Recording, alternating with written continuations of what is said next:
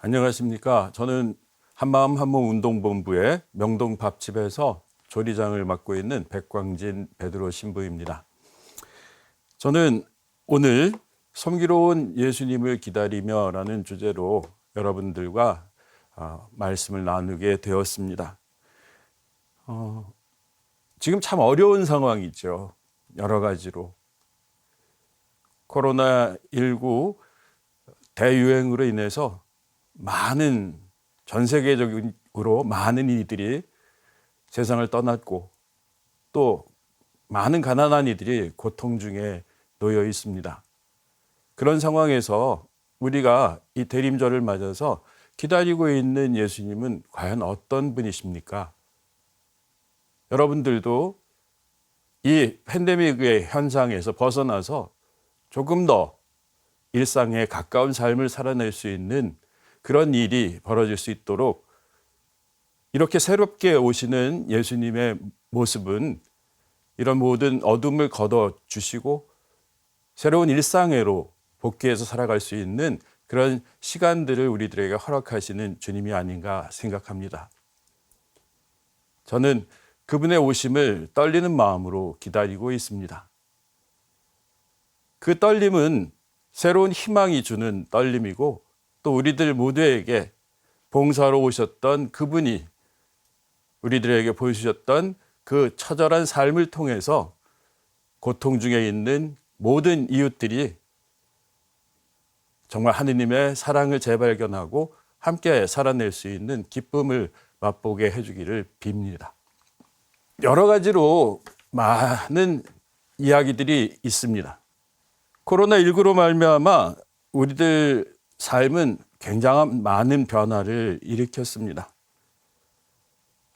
또 이런 변화를 통해서 우리가 사실 마주하지 못했던 그야말로 신앙에도 많은 위기를 초래하기도 했었습니다.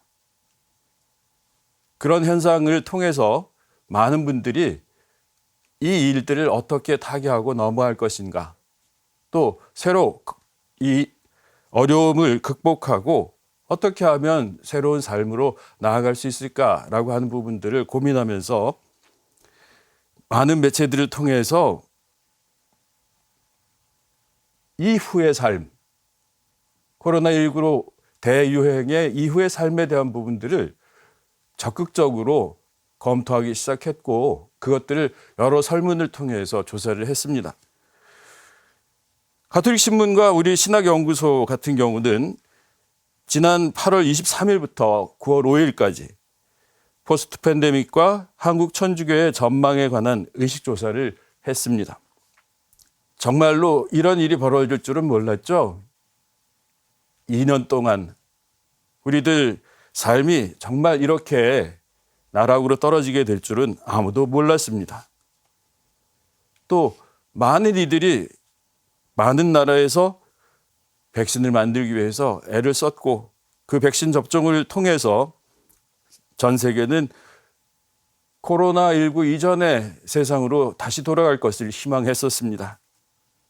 또 변이 바이러스로 인해서 많은 집단 면역 달성이 어려워졌고 현재에도 역시 마찬가지로 돌파 감염에 의해서 연일 한국교회 같은 경우에도 3,000명이 넘는 확진자들이 속출하고 있습니다. 정부뿐 아니라 방역 당국도 많은 근심을 가지고 이 사태를 눈여겨보고 있습니다. 10만 명이 넘는 환자들이 발생하는 미국과 유럽 이런 곳에서도 역시 마찬가지로 다시금 일상 회복을 위한 봉쇄 자치가 이루어져야 하는가 하는 두려움조차 가지고 있습니다. 그런 상황에서 우리가 조사했던 의식조사를 통해서 바라보면 한국 종교의 인구가 그야말로 급감했습니다. 지난해에 신자 증가율은 마이너스 0.15%였습니다. 또 영세자는 전년 대비해서 마이너스 62.6%, 현진 성사는 61.4%의 마이너스 성장을, 첫 영성체 역시 마찬가지로 마이너스 53.9%, 고해성사 54.8%의 마이너스 성장을 이루었고 병자 형성체 역시 마찬가지로 마이너스 43.5% 등으로 크게 감소했습니다. 주일미사 참여자 숫자는 차마 집계조차도 어려운 상황이었습니다. 또한 개신교 역시 마찬가지로 장로교단 총회에 보고된 통계에 따르면 지난해에만 신자 수가 약 40만 명이 줄었다고 합니다. 또 한국리서치에서 지난해 10월에 실시한 종교 인식조사에서도 역시 마찬가지로 종교의 영향력 조사에서 2019년 11월에서 지난해 10월 사이 전체 인구에서 4%가 종교를 떠난 것으로 보고되었다고 합니다. 이런 초유의 상황에 대한 대응에 대해서 한국교회는 과연 무엇을 생각하고 어떻게 나아가려고 준비를 하고 있었는가? 사실상 굉장히 수동적이었습니다. 또 수세적이었습니다. 일산 본당에서는 사제들이 관심이 있고 또 열의가 있느냐에 따라서 창의적인 노력과 실천들이 실험되기도 했지만 대개는 미사를 소극적으로 유지하는 데 급급했었습니다. 하지만 그럼에도 불구하고 세미나와 논문들을 통해서 다양한 사목적 의견들이 개진되기도 했는데 주로 이런 것이었어요. 시노달리타스에 기초한 교회 운영과 구역 반 소공동체 중심의 교회에 대한 연구, 가정 중심의 어린이, 청소년 신앙교육 강화, 병자 형성체, 성사적 여건 개선, 생태 위기에 대응하는 구체적 실천, 가난한 이들에 대한 관심과 돌봄, 본당의 역할에 대한 새로운 모색과 탐구 등이 논의되었습니다. 코로나19 대유행으로 많은 이웃들이 시리에 빠졌고 또 지친 삶을 살아가고 있습니다. 어둠과 두려움, 시리감, 그것에도 불구하고 우리가 새로운 길을 모색하고 있는데 이것은 마치 엠마오로 돌아가려던 제자들의 모습과 흡사합니다. 그들의 스승 벗이었던 예수님의 죽음을 끔찍한 죽음이었습니다. 그 죽음을 통해서 그들은 시리에 빠졌었고 절망감에 빠졌었습니다.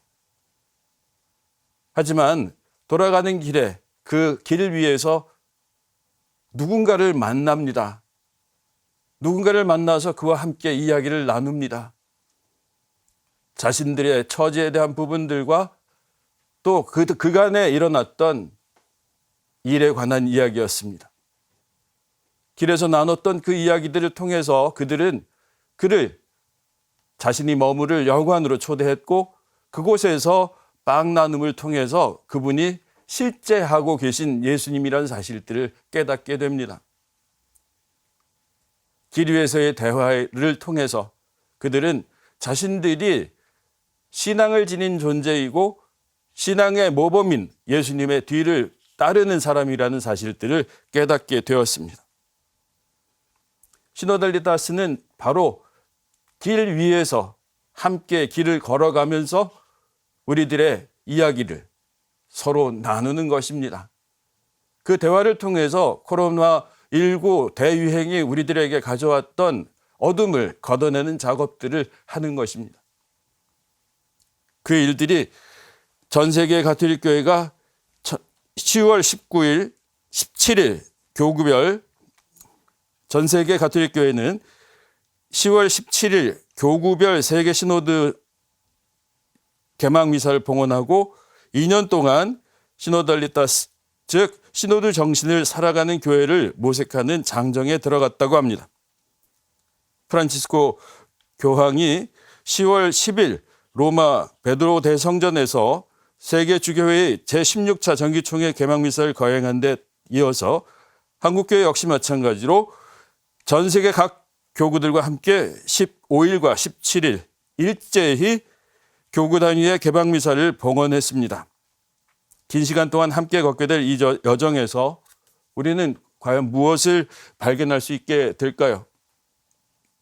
저는 우리가 대화를 통해서 드러내는 우리들의 어려움과 새로운 길에 대한 모색 등이 자세히 나뉘어지는 그런 계기가 되기를 빕니다.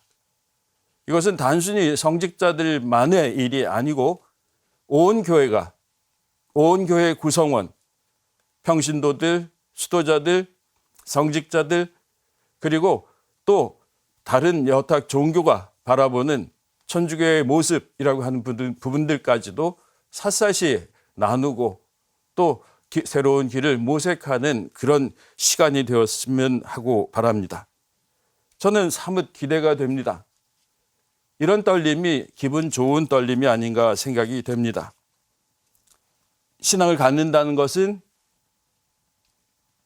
내가 믿고 따르는 이의 발걸음을, 발자취를 따르는 것이라고 합니다. 우리 자신도 코로나19의 대유행의 이 상황에서 우리 삶을 변화시키고 또 시노달리타스의 정신을 통해서 함께 이 어려움을 헤쳐가는 길을 걸어가야 하겠습니다. 기대되는 시노달리타스 길에 저와 함께 걸으며 대화를 나누는 사람은 누구일까요? 이런 생각들을 해보았습니다. 모든 형제들 54항에서 프란시스코 교황님은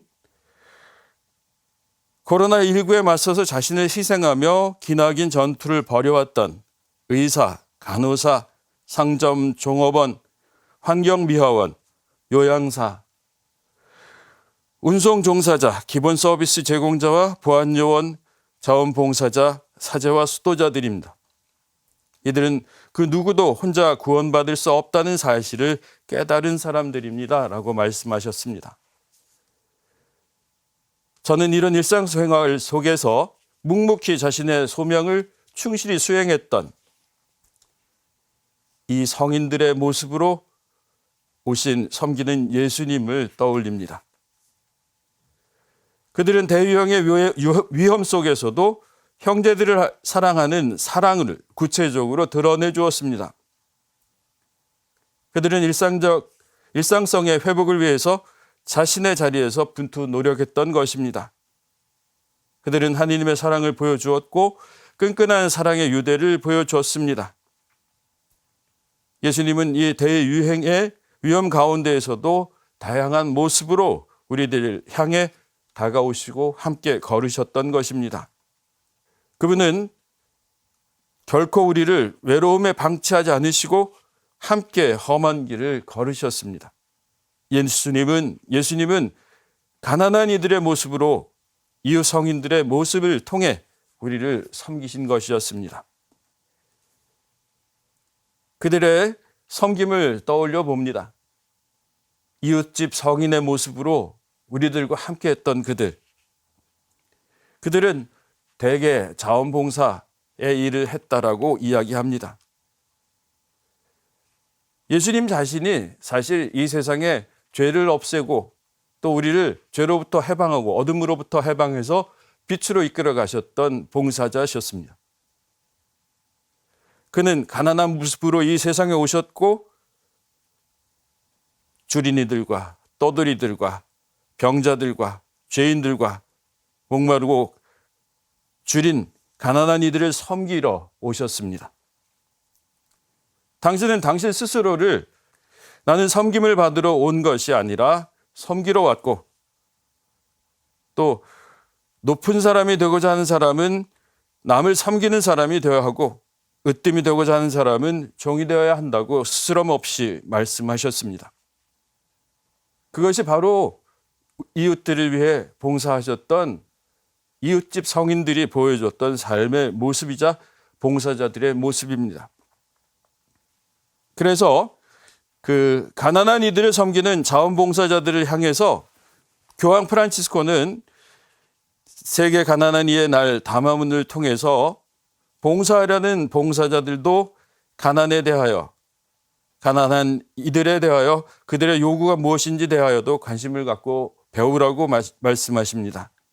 또 이런 배움의 자세가 현대 세계에서 복음 선포자가 되는 새로운 길을 모색하라는 시대의 징표를 읽어내는 열린 마음을 갖추는 것이고, 같은 꿈을 꾸는 공동체의 연대를 통해서 우리가 서로 사랑하는 형제임을 증거하는 것임을 강조하셨습니다. 저 역시 마찬가지로 벌써 20여 년이 흘렀네요. 2002년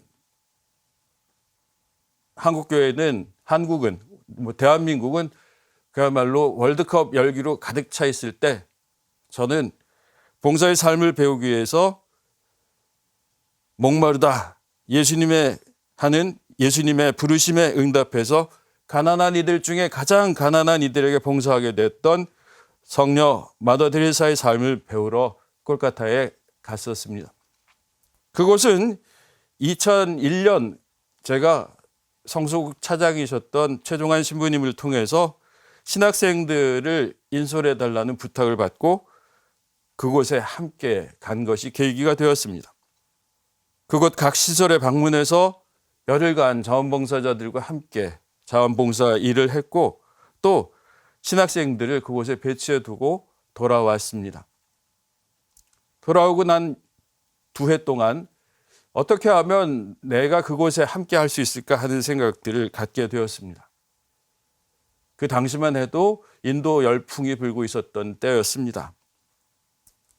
저는 고속버스 터미널 준본당에서 사목 생활을 마무리하면서 주교님께 청했습니다. 제가 주님과 친교보다는 일과 인간관계에 매여 살아왔었고, 또 그러다 보니 신앙에서도 많은 부분 나약해졌고, 또 가난한 이웃을 생각하는 마음들이 점점 줄어갔던 것들을 반성했었습니다. 그렇게 해서 2002년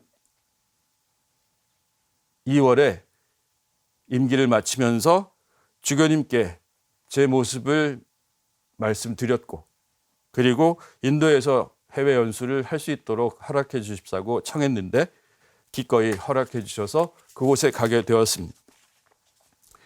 저는 콜카타에서 사랑의 선교회를 통해 많은 것들을 배웠습니다.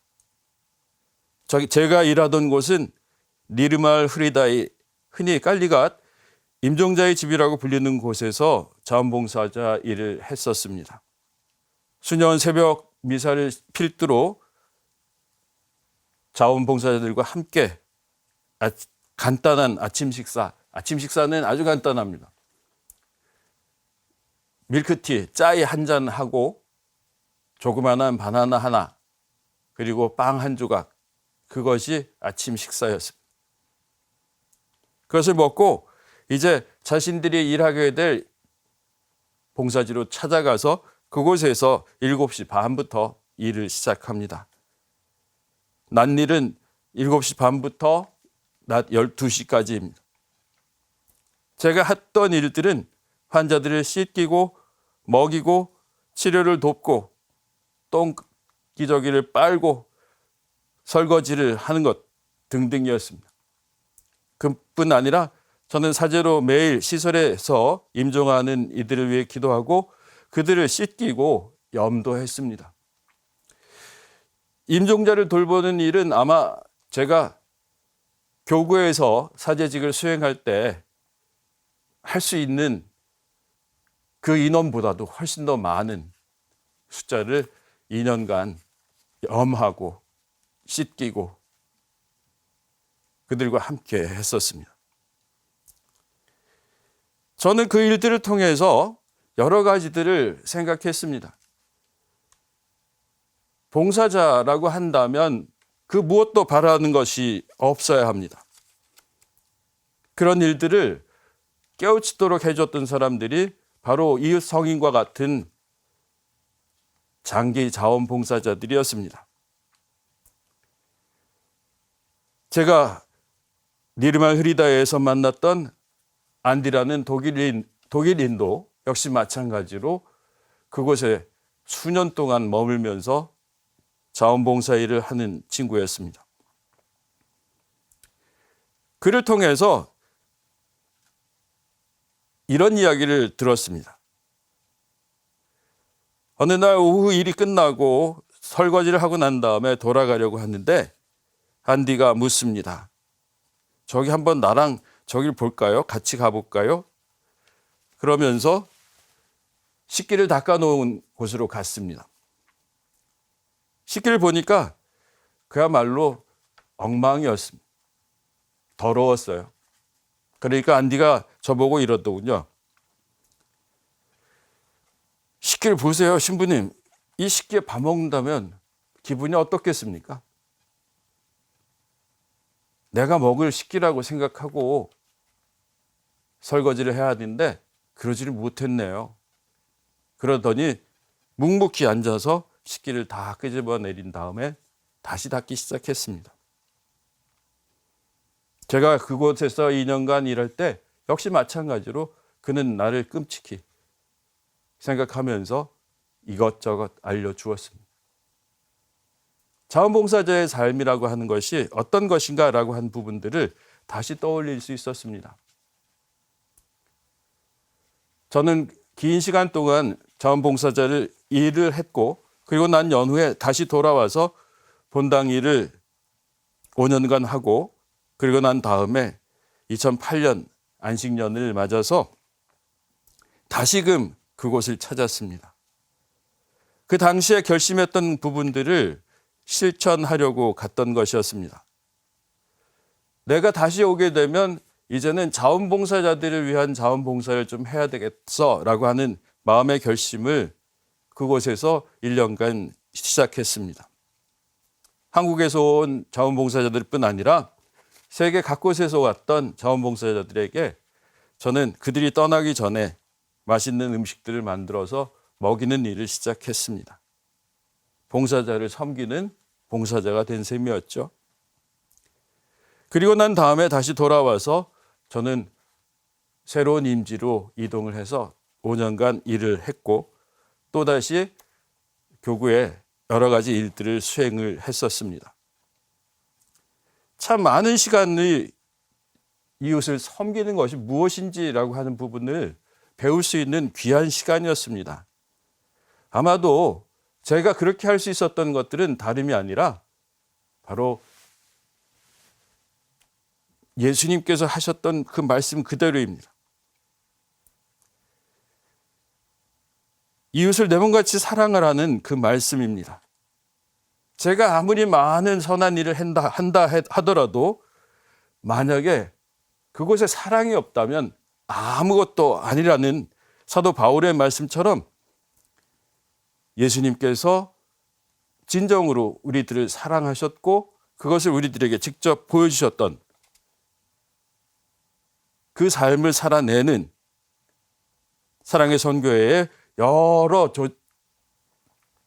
곳에서 봉사를 하고 있는 봉사자들을 통해서 배웠던 것입니다.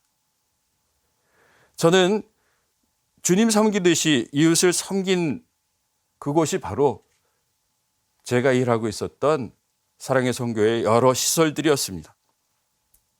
그것은 주님을 섬김을 배우는 사랑의 학교였습니다. 성녀 마더 데레사는 그곳에서 일하는 자원봉사자들하고 가끔 말씀을 나누시기도 하셨습니다. 저는 콜카타에서 여러분이 이곳이 학교와 같은 곳이길 바랍니다. 여러분이 고향으로 돌아가면 콜카타에서 했던 일을 고향에서도 똑같이 해주기를 바랍니다. 우리가 하는 일은 넓은 바다에 물 한 방울에 지나지 않습니다. 하지만 우리가 하지 않으면 바닷물은 그 한 방울만큼 모자랄 것입니다. 저는 이 말씀이 교구사제로 살아가면서 무엇을 해야 할 것인가 하는 것을 숙고할 계기가 되어 주었습니다. 또한 이런 일련의 체험이 바로 오늘 제가 명동 밥집을 위한 수련의 시간이었음을 깨달을 수 있었습니다. 제게 이 깨달음은 다름 아니라 회개의 시간이 주어진 것이었습니다. 회개라고 하는 것 참 어렵죠. 우리가 회개하고 복음을 믿으라는 예수님의 초대에 응하면서 온갖 형태의 가난을 좀 알아보려고 하고 우리가 고백하는 신앙에 맞게 사는 일, 그것을 통해서 우리는 세상 사람들에게 하나님의 나라를 드러내는 것이고 보여주는 것이라 생각합니다. 가난한 이들은 우리의 봉사가 필요한 부류라고 하는 사고방식에서 벗어나야 합니다. 상호 나눔과 참여라는 과제를 받아들이는 것이고 또 그리스도의 제자가 된다는 것은 모든 구속에서 기꺼이 자유로워지겠다는 마음을 요구하는 것인데 이는 영원한 것, 그 무엇보다도 누구도 망가뜨릴 수 없는 것을 깨닫기 위한 것입니다. 우리가 그리스도의 제자가 된다는 것은 모든 구속에서 기꺼이 자유로워지겠다는 마음을 요구하는데 이는 영원한 것, 곧 그 무엇도 그 누구도 망가뜨릴 수 없는 것을 깨닫기 위한 것입니다. 우리가 제시한 생명의 길은 우리를 지탱하고 도와줄 공동체와 함께 하느님의 사랑을 구현하는 것입니다. 지난해 우리는 가난한 이들의 수를 늘렸던 재앙인 감염병 대유행을 겪었습니다. 이 사태는 수백만 명의 사람들에게 끊임없는 영향을 미치고 있고 고통과 죽음을 동반하는 경우가 아니라 하더라도 그들 모두에게 빈곤의 그림자를 드리웠습니다. 가난한 사람들은 기하급수적으로 늘어났고 안타깝게도 앞으로 얼마간 계속 늘어날 겁니다. 어떤 나라는 감염병의 세계적 유행에 심각한 타격을 입어서 여전히 고통을 받고 있기에 국민 가운데 가장 힘없는 이들은 기초 생필품 부족에 시달립니다. 무료 급식소 앞에 길게 선 줄은 이처럼 악화된 상황을 드러내는 가시적인 표시입니다. 명동밥집에서도 역시 마찬가지로 그와 같은 모습이 연출됩니다. 그 가운데 교구의 몇몇 사제들과 봉사자들이 이 상황에 대한 식별을 이루었고 코로나19 대유행으로 어려움에 처한 가난한 이들을 찾아가 만나는 일을 시작했습니다. 바로 회개가 이루어낸 큰 일이었습니다. 그들은 서울 시내의 노숙자들을 찾아가서 그들에게 생필품과 간식거리를 직접 나누어 주었습니다. 을지로 지하, 종로 지하, 탑골공원 악기장가 주변, 세운상가 주변, 시청 주변, 남대문 시장 지하도 등등을 곳곳이 다니면서 얼굴을 마주하고 간식거리와 생필품들을 전달했습니다. 이분들은 예수님을 따르던 군중이 시장한 것을 보고 제자들에게 너희가 먹을 것을 주어라 하고 요청하셨던 예수님의 요청에 응답한 것이었습니다. 예수님께서 우리에게 사실 가난한 이들은 늘 너희 곁에 있다는 말씀을 통해서 선행의 모든 기회를 놓치지 말기로 초대하셨는데 이는 사제들과 봉사자들이 이 초대에 응답한 것이었습니다. 이 말씀은 성 요한 크리스토스토모 성인의 너그러운 이들은 가난한 이들의 행실에 대한 설명을 요구하지 말고 다만 그들의 가난한 처지를 개선하고 그들의 필요를 채워줘야 한다는 말씀을 실행에 옮긴 것이었습니다. 이 일은 저에게 잔잔한 감동으로 다가왔고 코로나19의 대유행 시기에 일선삼옥에서의 제 자세에 대한 반성과 회개의 거리를 주어졌습니다. 이 일은 잔잔한 감동으로 다가왔고 코로나19의 대유행 시기에 일선삼옥에서의 자세에 대한 반성거리와 회개의 기회가 주어졌던 것입니다. 작년 세계 가난한 이의 날에 맞춰서 명동에서 밥집을 열자는 서울대교구 교구장 염수정 안드레아 추기경님의 제안은 획기적인 것이었습니다. 한국교회의 중심인 서울대교구 명동 본당에서 교구가 직접 나서서 명동 밥집을 열어 가난한 이웃들에게 사랑의 나눔을 한다는 큰 반향을 불러일으킨 것입니다. 저는 작년 한 해를 안식년으로 보내고 있었습니다. 그러나 코로나19 대유행으로 인해서 계획한 것은 하나도 할 수가 없었습니다. 대만에 있는 아들 신부, 그와 함께 대만 신학교에서 중국어 공부 좀 해서 중국어 미사도 아들 신부와 함께 하고 싶었으나 할 수 없었고, 인도 콜카타에서 사랑의 선교회 수녀님들과 함께 봉사하려던 계획도 불가능했고, 환갑을 맞아 가려 했던 로마도 못 갔습니다. 코로나19 대유행은 제 모든 계획을 물거품이 되게 했습니다. 작년에 주어졌던 짧은 안식년, 그야말로 순식간에 끝나버렸습니다. 이제 뭘 할까 하는 순간에 후배들이 제안이 떠올랐습니다. 형, 명동 밥집에 함께 할래? 이 권유는 사실상 제게 떨림을 주는 권유였습니다. 그리고는 즉시 응답했습니다. 그래, 뭘 망설여?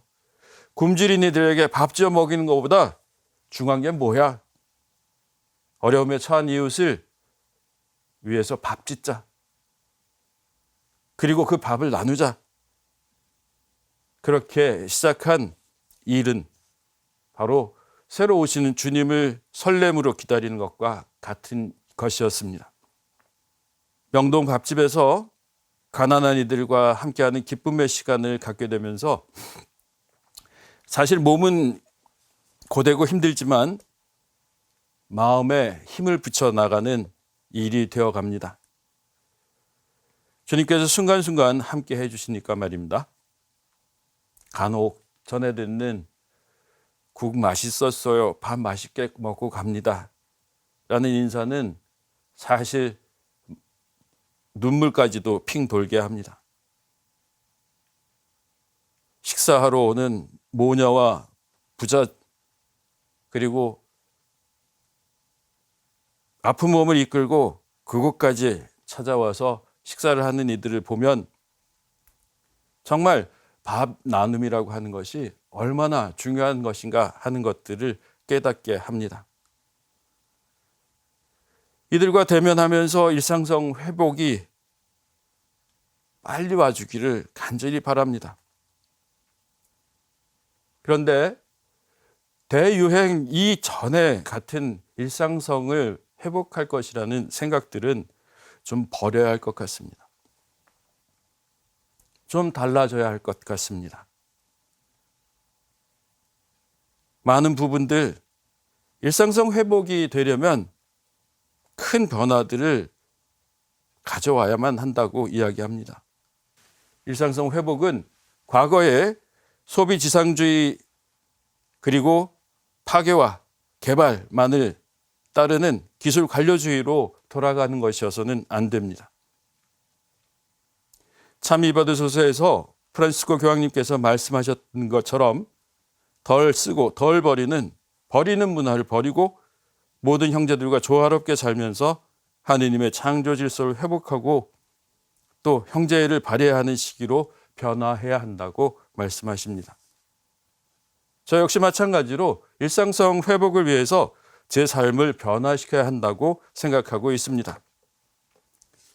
조리를 하면서 가난한 이들에게 먹을거리를 장만하여 주는 것도 중요하지만 많은 쓰레기를 배출해서 자연 생태계, 친교를 이루기 위한 자리가 파괴되어 가는 것들은 막아야겠다고 생각하기 때문입니다.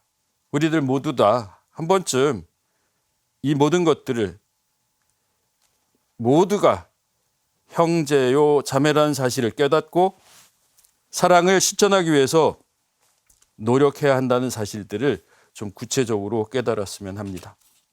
일상성 회복을 위해서 함께 사랑의 길을 걷고 있는 이웃 형제 자매들을 생각합니다. 영국 밥집에도 정말 많은 봉사자들이 있습니다. 이 봉사자들은 그야말로 우리가 생각하기도 어려운 일들을 당하면서까지 그 일들을 합니다.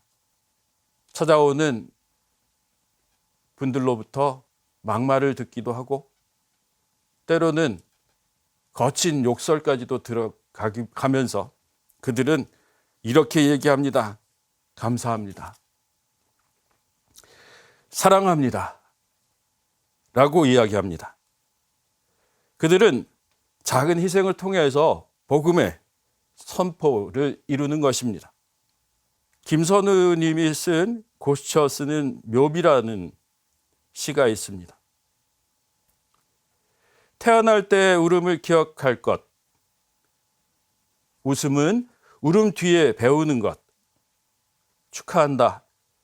삶의 완성자여, 장렬한 사랑의 노동자여. 저는 그분들을 그렇게 부르고 싶습니다. 그분들은 고통에 대한 감수성에 기반한 실질적인 사랑을 하는 법을 배운 사람들입니다.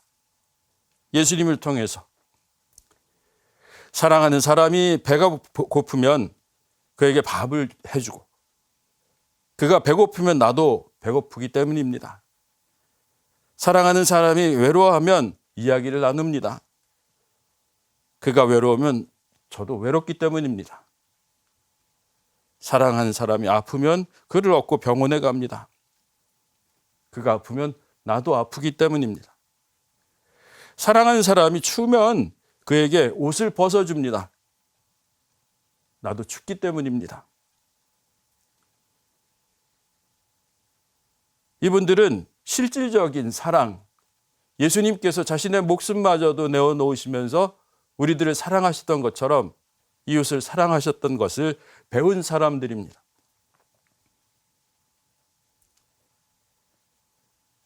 저는 우리가 이루는 내적 회개가 이룬 사랑의 관계를 가난한 이웃들과 사랑으로 연대하기를 바랍니다. 사랑으로 연대하는 아름다움을 이곳 명동 밥집이라는 사랑의 학교에서 배워주기를 바랍니다. 이런 일을 행할 힘을 주시는 분은 시노달리스타스의 길을 함께 걸어가는 성령께서 우리들을 인도하실 것이기 때문입니다.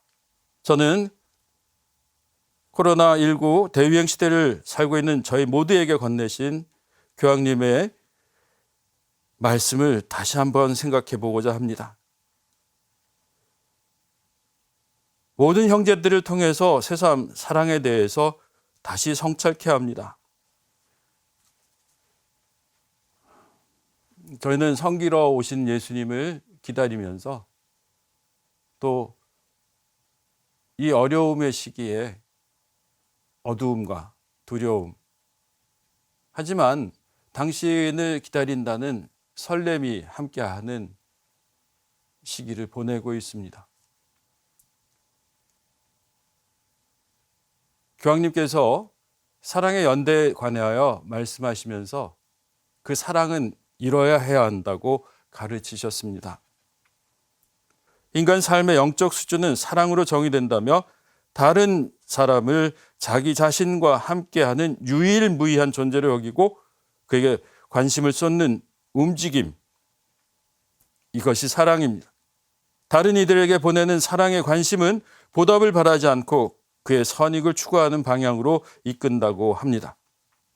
이러한 프란시스코 교황님의 가르침은 세계가 어려운 상황에 놓일 때면 나락에 떨어질 수밖에 없는 가난한 이들에게 우리의 눈을 돌리고 사랑을 나누라고 명령합니다. 그 사랑의 나눔 행렬에 함께하는 이웃 성인들이 바로 명동 밥집과 같은 곳에서 봉사하는 자들입니다. 명동 밥집 봉사자들은 가난한 모습으로 다가오시는 늘 새로운 얼굴의 예수님을 설레는 마음으로 기다립니다. 이 대림 시기를 지내면서 시노달리타스의 여정에 우리들에게 새로운 빛으로, 새로운 얼굴로 향해 오시는 주님을 잘 맞을 수 있도록 사랑의 나눔의 길을 선택하고 함께 할 수 있도록 해야겠습니다.